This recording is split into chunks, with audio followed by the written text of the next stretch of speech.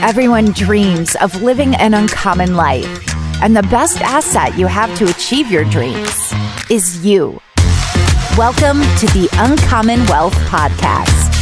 We're going to introduce you to people who are living uncommonly. We're also going to give you some tools and strategies for building wealth and for pursuing an uncommon path that is uniquely right for you. Hello and welcome everybody to the Uncommon Wealth Podcast, where I'm your host, Philip Ramsey. And I'm Aaron Kramer. Thanks for tuning in. Again, we try to get you to get excited about where you're at currently and get you to a place where you love your life. So we have a guest on the show today that does that, has his own fishing and charter business. And so like you think about combining your passions and then making a little bit of money on it. This is what this guy's done. Yeah. I'm not going to give it away. Aaron has met Joe, that's our guest, while he was on his own fishing charter and was like, I got to get a little bit more of this guy. Yeah, that's why we have him on the show. So Aaron, why did you want Joe on the show?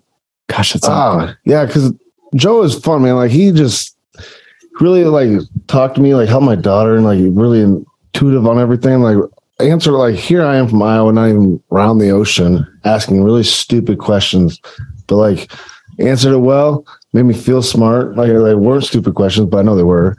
And then, but like, and I even asked, I told him like right off the bat, I was like, all I want to do, like, if you let me catch a shark today, like my day will be made. By no golly, caught a shark, and it was a good one. I was like, yeah. So good. Joe, welcome to the show, man. Thanks for taking your time. Appreciate it. Hey, thank you very much. I appreciate you having me. What's the company name that you currently run now? It's Joe Snook Fishing Charters. Okay. And where's that based out of? I go out of Marco Island, Florida. Yeah, you do. Okay. Yeah. So tell me what got you into this and what were you doing before this? There's a lot of questions I have, man. We can't wait. Perfect, buddy. If I forget them, just reiterate them. But yeah, no problem. I'll start with two. So this is all I ever wanted to do with my life. It's been a dream. And the reason is I went on so many bad charters and just loved fishing. And I was like, man, I could tell this guy just doesn't even care. Like, I didn't even sleep at night. I couldn't sleep at night waiting for this trip. And this guy could care less. I'm like, this sucks, right? Yeah. So I was like, I'm going to be a guide, and I'm never going to have some poor kid staying up all night. I said, even if we don't catch anything, I'm going to try as hard as I can to make that happen. Because I just felt that, right? And that's what I wanted to do. Plus, it was good money. Well, it sounded like it was better money than it was. But so that was it. And I've always been into fishing all my life. That's good. I like it that you were like, I can do this better. I'm going to do this better. Yeah. I got to jump in because I talked to Joe about this on the boat. And Joe, like you were working construction prior and like Correct. Just getting like reamed by like just working for the man. Yeah. I mean, all you do is go to work, like building stuff, hoping not to die or get fired, right? Yeah. And like, I mean, Joe, like you smart, man. Like you were sitting there, said you knew how much the projects were going for and like how much they were making the company. And you're sitting there thinking like, I'm making like fractions of this. And you're running the crews and all that stuff, like, and doing the big projects, you know, as the manager. And I thought it was sweet to hear. It's just like, you're like, no, never mind. I ain't doing this. And then you know, I mean, this. And I eventually, what happened was with the last straw was I partnered up with a guy, and my fault. I didn't do anything legal or anything like that. We did like $3 million our first year. Wow. He didn't know anything about it. He was a plumber. And I was like, well, what are you doing with your leaks? He's like, I said, dude, that's a lot of money right there. I said, I could remodel all that stuff and, we'll have a business going. And we did, and we built it up, and it was like 2.5 years. It was millions, man. And then finally, when it turned to me actually getting some of those millions, he basically screwed me out of that. And then he ended up losing everything. So karma got him in the end. He lost the GC company I built up. He lost his plumbing company, and his wife took off. So rough. Okay, so let's talk about this. It sounds like you were working a day job, and then you cross over to this chartered fishing, which I think is fascinating. Mm-hmm. Here's the deal. This is the reason why I wanted John on the show. Are you ready for this? Sure. I just heard this saying that says, if you find something that you love to do and you do it, you won't work a day in your life. I want to say that's the biggest crock. You ready for this? I agree, dude. Because you find out something you love to do and you work as hard as you ever have because you just love what you're doing. Okay. That's 100%. You're going to work harder than you ever have in your life. The difference 100%. Is you kind of like what you're doing, but to think that you won't work a day in your life is the biggest misconception. And so that's what I want to talk to you about. So let's say, you're starting your 8 to 5 and you're like, I'm going to do this fishing charter thing. What is the first thing that you do out the gate do you quit? Do you do things on the side? Like, how did you go about that transition? I knew the guy was kind of trying to oust me out of the whole partner thing. And I was like, well, I did some research, man. So I went to the boat ramps, talked to some of the guides, saw what they were doing. And I'm like, hey, man, I could do that. This is a joke, right? I'm like, you guys suck. I'm going to come out here and I'm going to crush you, right? So this guy finally got me to the end. So I started throwing stuff all over the construction site. Never talked to him again. He kept calling me and stuff. And then I just went full bore with a little bit of money. I think I had like 12 grand. Burned through that right away. Yeah. And just put time in talking to the other captains. This way I would get their overflow. I'd be accepted of going into their marina and stuff like that. And I did one print ad, and that was it, man. I just struggled. I did a lot of meditating and a lot of praying. Nice. So was it as easy as you thought it was? Because I do remember this day, Joe. I thought when I was going to get in this industry, this financial service industry, I had really good relationships. And I was like, oh, they're going to throw their money at me. Like, this is going to be so easy. Yeah, that's not how it went for me. So was it as easy as you thought it was going to be? Oh my God, dude. There were so many times where those guys that I thought, wow, do they suck? And I come back to that marina and they just kicked my ass. And I was like, oh man. Yeah. I got some work to do. But what I couldn't do is go home thinking about that. Right. One of the things I would meditate on is, I am the best fishing guide in the Everglades. I am the best fish. And I would literally sit there and meditate on that before I went to sleep. It was either that or cry myself to sleep. That's right. And figure out another way to do it. Right. Suck your thumb and get in the corner. You might as well. I ain't that kind of guy, man. So that's what I did. And a lot of praying, I'm not going to say I never did shed a tear for anything in this business because that'd be a lie. Right. But I never quit what was for whatever reason. What do you think the hardest part was when you were just like, ooh, this is a mountain that I didn't realize how big it was and how treacherous this is? What was the overcoming thing of like, dang, I have to get that? Like, was it a boat? Was it people, marketing? What was it? No, man, I had all that in line. For me, it was just the self-confidence and the motivation to keep going as I was kind of learning, eating beans, eating ramen noodles, living on that. I had a good dude I was renting from, so he was on my side, had a lot of good people on my side, never took one penny from anybody. Wow. I just wouldn't do it because I didn't want an escape route, you know what I mean? And then go down that trail. So, but they were all motivating me and all that. But that was the hardest thing, was myself, my own mind, to keep myself going, man. Yeah. I could have went back into construction 1,000 times. Right. But it shows you like you had a good community though. Like, and that helps. Oh man. Yeah. Help you like get up and going, and like they all knew the struggle. You guys are showing up. Like, I know, like I showed up that morning, like you're all sitting around, I think I walked on the wrong side of the like docking side, and then one of the captains like, oh no, he's over there. It's like, oh, okay, cool, thanks. But like it seems like everybody was super friendly to help keep you up as you're trying to build up your client base. Dude, this is over 10 years, 12 years. Those people, so that wasn't the original marina. When I went to my original marina, it took years for them to even consider that, yeah, you are acceptable to be in that marina, man. Like, it helped that I was about almost 20 pounds heavier and built that. But I did get into physical altercations with people because I just wasn't having it, man. And then when I went to, it wasn't me starting it. It's just like, yeah, you're having your fun, but I don't need to hear this. Like,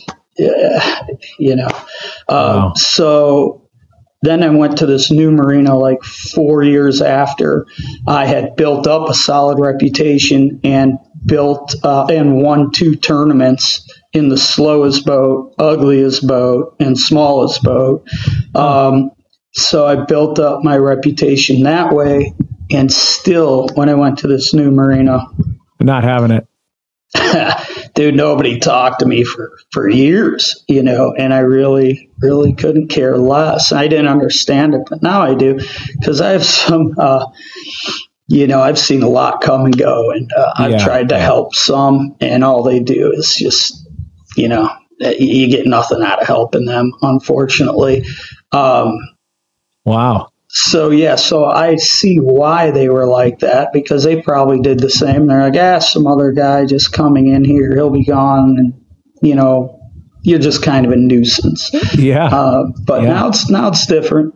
That's a lot different. That's cool, because we can relate to that. Like, in our industry is so much like that. Like, if you're going into a big office, all your senior advisors, they won't talk to you for the first 5 years. Yeah. You're like, oh man, I want to pick your brain. It's like, nah, like I'll pick my brain in 5 years if you're still here. Yeah. It's like, well, I can't be here if you don't teach me. Nope, you got to prove yourself, boy. Yeah. And, and that's the way they were. And let's face it, some people appreciate that. And then other people, they hate you for that. Right. Because I guess, I don't know, it makes them feel bad about themselves. But then other people are like, hell yeah, man. I love watching that kid kick ass. When did it start changing for you? Like when you were like, all right, I think we can do this, Yeah, that's a good question. I never thought I couldn't. That was just never in my head. Yeah. But when did it start turning a profit? Maybe. Well, that's what I was going to say. That's what I was going to. Where I was comfortable. And to where you could pay the bills. You weren't eating ramen noodles and beans. That's right, man. I was grilling steaks at some point. I would say that was probably 3-4 years into it. Something like that. Yeah. Okay. But man, I've been broke just about every year of this business. You go broke. Because of just the seasonality of it?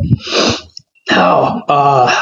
Well, maybe not just about every year, but you'll have maybe a little something, way more than I had back then. Let's put it that way. And then you build it up, and then you just get crushed by a truck, right? I had to buy a truck, so that put me $50-some thousand in debt. I went through 3 boats, okay? Last one I bought was like $65,000. Had an engine, needed to be rebuilt right after I paid off that boat, right? So here I am broke because I have all these trips lined up. And then 2 days later, I needed an engine rebuilt. So then I had to cancel all those trips. And dude, that was I was not in a healthy state of mind at that point. I bet. That was bad stuff. But it's hard when like your operation your boat has to be in operation for you to make money. Yeah, no doubt. And those things, like I know my father-in-law, he's into boats, and he always says like they break down all the time.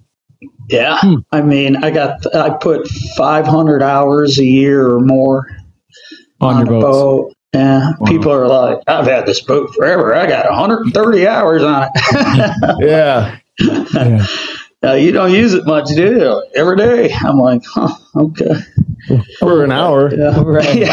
yeah, exactly. Yeah. Not every day for 16 hours. What do you Go right down yonder and catch as many as I want. Yeah. do you have any employees with the chartering? The fishing No, I charters? went that route, man. And it just really wasn't worth it. And I see people that try to do it and go through it. And Yeah. What was that experience for you? Tell me about that. It wasn't much because I pretty much knew, I pretty much knew that I said, if I'm going to be doing this and have employees and all that, I'm going to build a construction business and make some real freaking money, not a couple $100 on you. Yeah. You tried 2 people then, because I know when I was out there fishing, you had like 2 extra people you were trying to bring up. I did. I had 4 boats at one point, all different tools for different stuff. And then, they were friends. I knew them, so I mean, nobody screws you like your friends, right? So, I guess they just feel more comfortable instead of being like, hey, I'm quitting or whatever. It's like, yeah, buddy, I'm not going to be able to make it today. And, sorry about kind of that, important. Kind of don't have a plan B, Yeah, so I was like, listen, man, I'm just selling this boat, so. Yeah.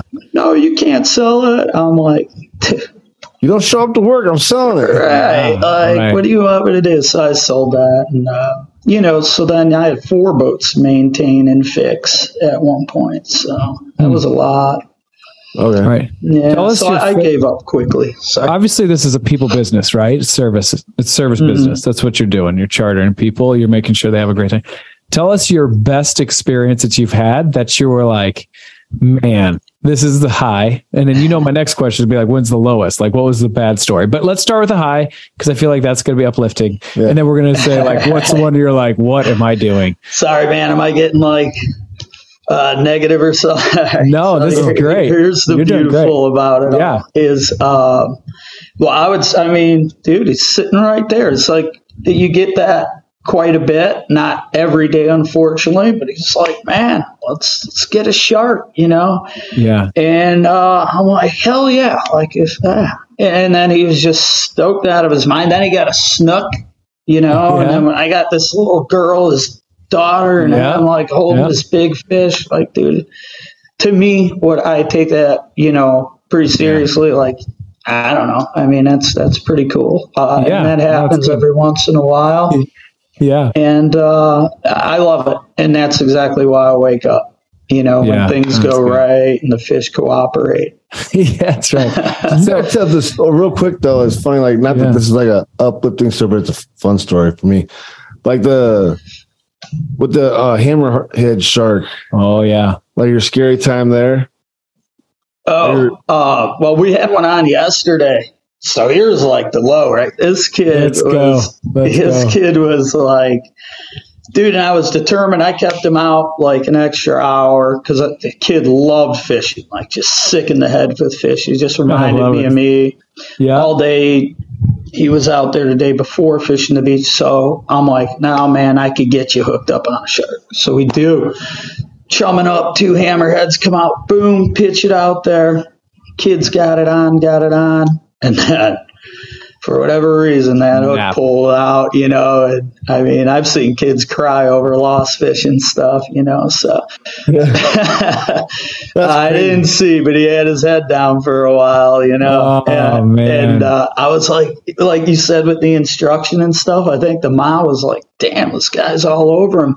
So then as we're idling in, she kind of came back. I said, see, this is what I was trying to avoid was, that horrible feeling of losing that huge fish. I wasn't being mean to him. I was just telling him, if you want to catch this is what you have to do. There's a lot of reality that you can really help process through, right? Like there's an excitement level that you want to get what you want to get, but at the end of the day, there are some outside and like things that can really derail you, right? And at the end of the day, you got your head between your legs. Well, there's like a lot of skill in that. I know when I was on the boat with you, you're like, quit fighting it, like give it, and then like then when he comes in, you reel it in, like all this whole like basically you're wrestling with the line to like wear out the fish, and I'm like, oh, like I mean, I'm somewhat like it was like started clicking for me towards the end, but like, no, dude, you did great.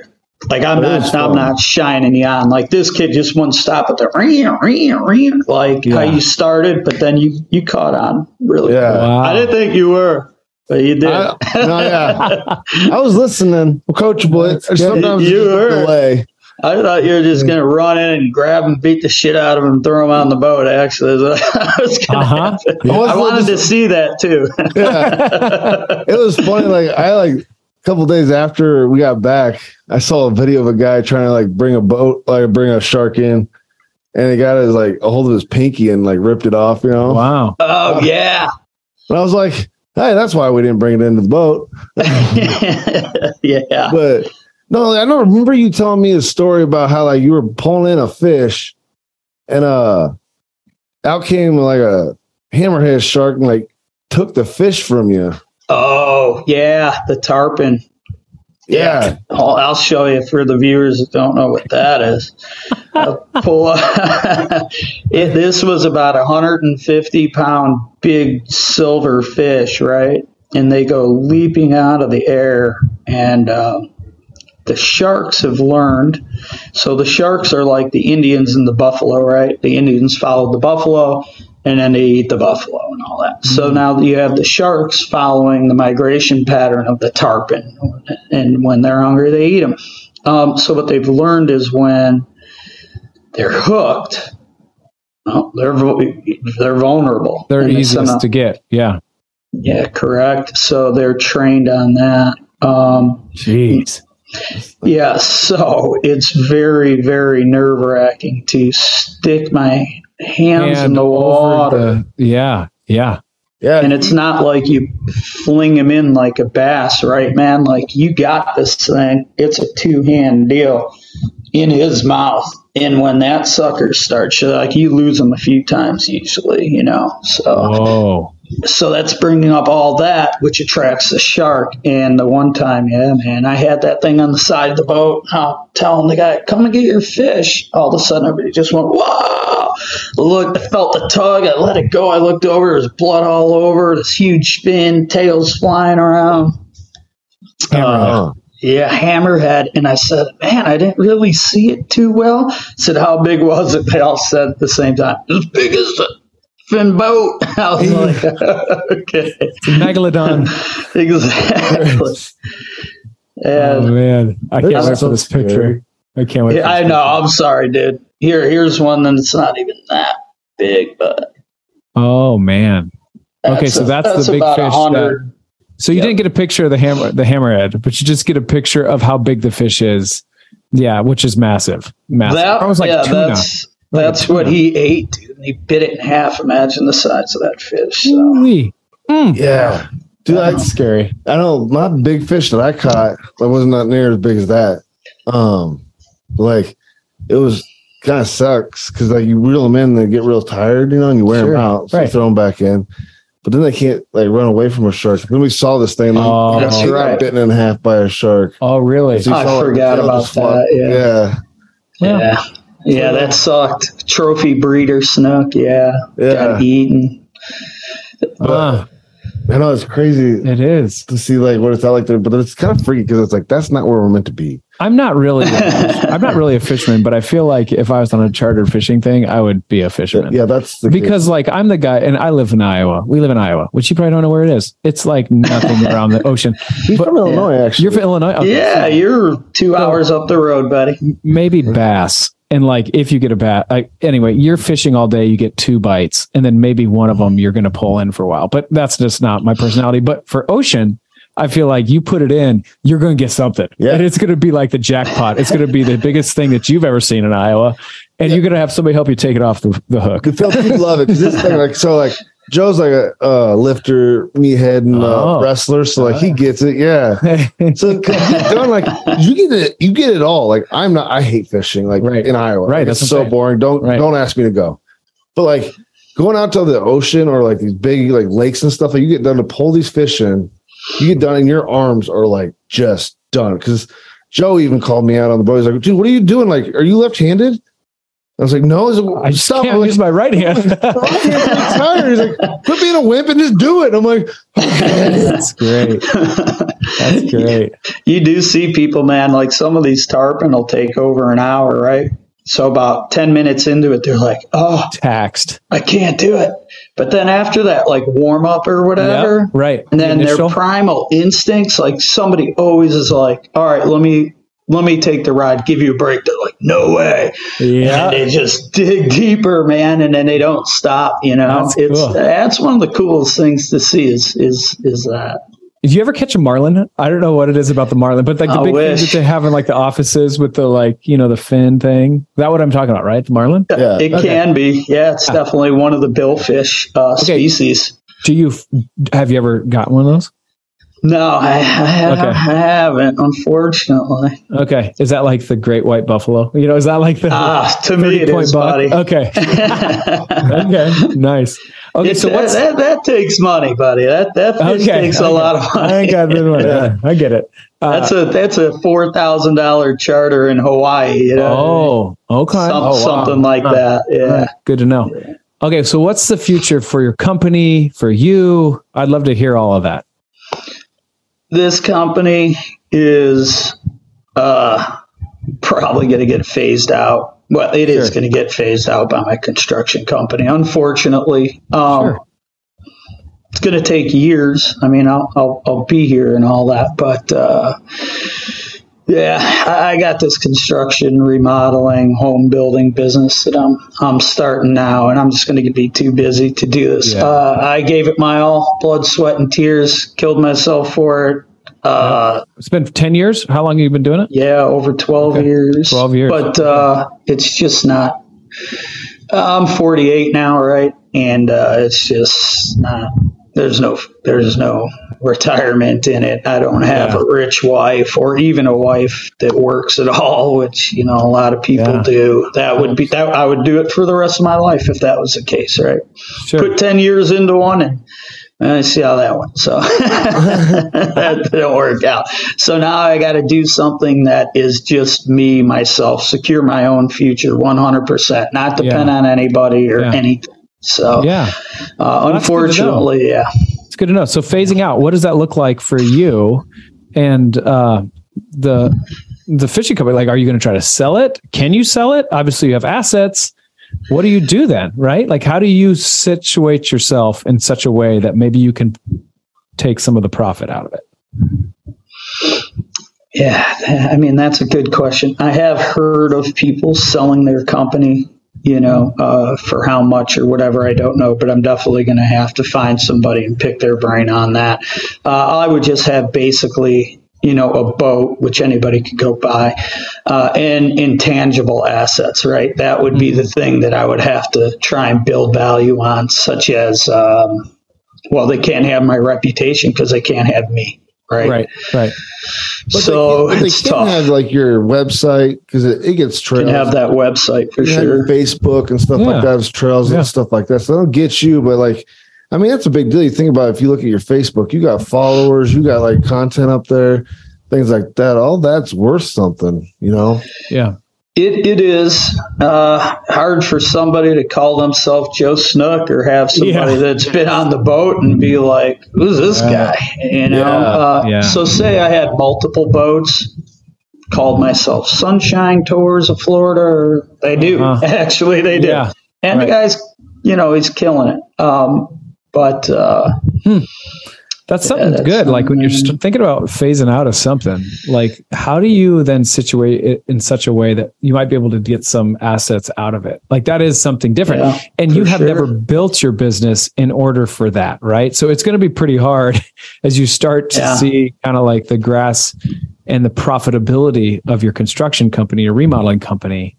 I could see how it's almost like, man, to try to now go and make it something that's valuable is like, how about I just put my blood, sweat, and tears now into the construction building, right? So I feel you on that. Well, I think it's awesome the fact that, like, for our listeners, you know, like here, Joe went, you know, uncommon, started his own business. He's done it for over 12 years. And it's like, you're still at that point, you're like, no, I did this once. Like, and I'm You can do it again. I can do it again, especially if there's profitability involved. Yeah, construction's a little bit different than touring. I mean, I live a good life. I got good friends. I make way more money than when I was working for people. I set my own schedule. I mean, it's been a great life. I absolutely love it. And I don't think I'll totally be done with it. There's some people like, dude, if you called me like, I'm going to be down here for a week, I'm like, I'll figure out a way to get you on a charter. You know what I mean? And I got people like that. So, yeah. Good. That's awesome. Well, Joe, I appreciate your candor, your honesty, man. I'm grateful just to have this time.